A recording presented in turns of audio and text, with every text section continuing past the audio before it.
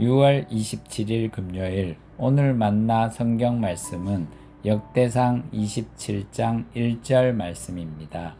이스라엘 자손 가운데서 각 갈래에 부과된 모든 일을 하면서 왕을 섬기는 각 가문의 족장과 천부장과 백부장과 서기관의 수는 다음과 같다. 그들은 한 해에 한 달씩 번갈아 가며 근무를 하였는데 한 갈래는 24,000명씩이다. 아멘. 오늘 만나로 만나주시는 하나님을 기대합니다. 수년 전 저는 극심한 번아웃 증상을 겪었던 적이 있습니다. 그때 지치고 무기력해진 마음을 회복하기 위해서 이런저런 노력들을 했었는데요. 여러 노력 중에 일환으로 상담을 받은 적이 있습니다. 첫 번째 상담 시간에 상담 선생님에게 저는 이런 질문을 던졌습니다. 선생님은 수많은 사람들의 깊은 아픔과 상처를 듣고 그분들과 아주 가까이 접촉하면서 지내시는데 도대체 어떻게 지치지 않고 마음을 지킬 수 있으세요? 그때 선생님께서 이렇게 답해 주셨습니다. 저희는 상담의 구조를 굉장히 중요하게 생각해요.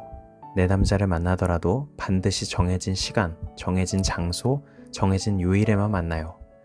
정말 위급한 상황이 아니라면 이 구조를 벗어나지 않아요. 이런 구조를 철저하게 지키는 것이 자칫 너무 차갑고 무정하게 보일 수도 있어요. 그렇지만 이런 구조가 있어야 제가 훈이 씨 같은 내담자를 오래도록 건강하게 도와줄 수 있답니다. 그때 들었던 상담의 구조라는 단어는 저의 마음 깊숙한 곳에 새겨지게 되었습니다. 좋은 사역자라면 계산하지 않고 나의 모든 것을 다 내어줄 수 있는 열정과 헌신이 가장 중요하다고만 생각하고 있었던 저에게 전혀 새로운 관점으로 다가온 단어였지요. 그 단어가 저에게 가르쳐준 것은 열정과 선의도 중요하지만 지치지 않고 선한 일을 지속하기 위해서는 건강한 구조와 질서가 아주 중요하다는 것이었습니다. 오늘 본문인 역대상 27장을 보면 다윗 왕국의 행정 구조가 기록되어 있습니다. 그 중에 1절을 보면 왕을 섬기는 행정관들의 구조에 대한 설명이 이렇게 나옵니다. 이스라엘 자손 가운데서 각 갈래에 부과된 모든 일을 하면서 왕을 섬기는 각 가문의 족장과 천부장과 백부장과 서기관의 수는 다음과 같다. 그들은 한 해에 한 달씩 번갈아 가며 근무를 하였는데 한 갈래는 24,000명씩이다. 각 가문마다 책임을 맡은 자들이 세워지고 그룹원이 나누어지고 담당해야 할 기간이 정해집니다. 단순한 행정체계나 조직의 설명처럼 보일 수 있지만 조금 더 넓은 관점으로 바라본다면 저는 이런 기록들이 하나님 나라의 중요한 원리를 보여주고 있다고 생각합니다. 이런 상상을 해볼까요? 오늘 본문의 기록으로 유추해보건대 다윗 왕궁의 행정가들은 한 달씩 번갈아가며 근무를 할 수 있도록 12개의 그룹으로 나뉘어져 있던 것으로 보입니다. 그런데 그 중에 한두 개의 그룹이 탁월하게 맡겨진 업무를 수행한다고 가정을 해봅시다. 그래서 그 한두 그룹의 모든 일을 일임하게 된다면 어떤 일이 벌어질까요?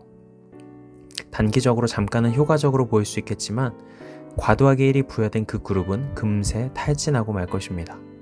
그리하여 이전과 같은 성취도를 결코 발휘할 수 없겠죠.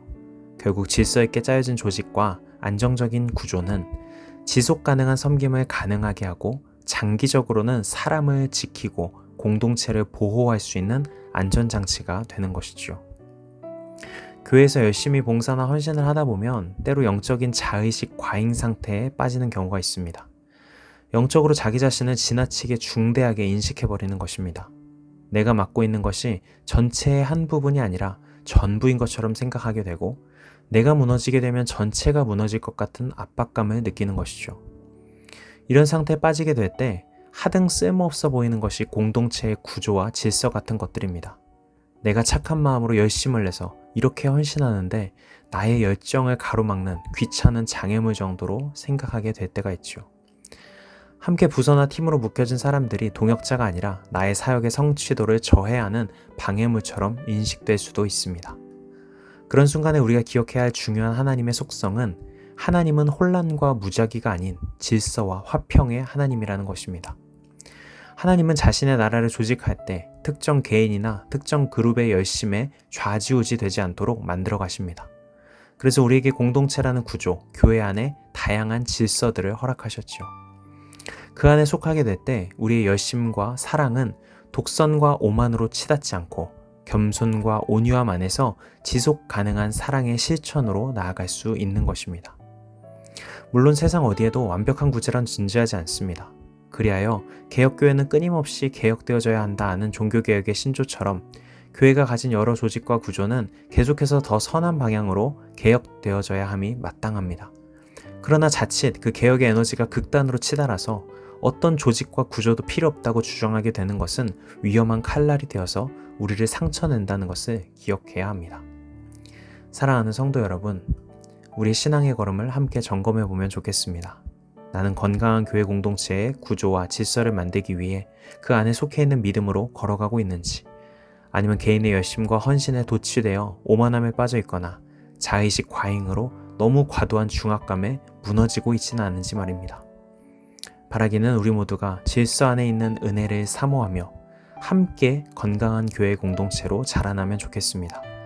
그렇게 건강한 구조와 질서를 함께 세워가는 동역자들로 주어진 길을 걸어나가는 우리 모두가 되기를 소망합니다. 기도하시겠습니다. 하나님, 사랑의 관계 안에 존재하시는 하나님을 닮아가는 우리가 되기를 소망합니다. 하나님이 우리에게 허락하신 소중한 공동체, 그리고 공동체의 구조와 질서 안에서 우리의 신앙의 걸음이 안정적이고 지속 가능한 사랑의 실천으로 이어지게 하옵소서. 예수님의 이름으로 기도합니다. 아멘. 이제 두 가지 기도 제목으로 함께 기도합니다. 첫 번째로 오늘의 말씀에 따라 기도하겠습니다.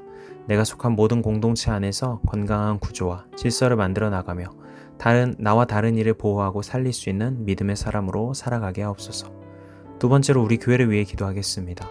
우리 교회가 가진 높은 뜻 정신이 새로운 시대 속에서 계속해서 사람들을 살리고 따스하게 품어낼 수 있는 아름다운 구조와 질서로 개혁되어 가도록 인도하여 주옵소서. 이 제목으로 기도하신 후에 개인 기도로 나아가시겠습니다.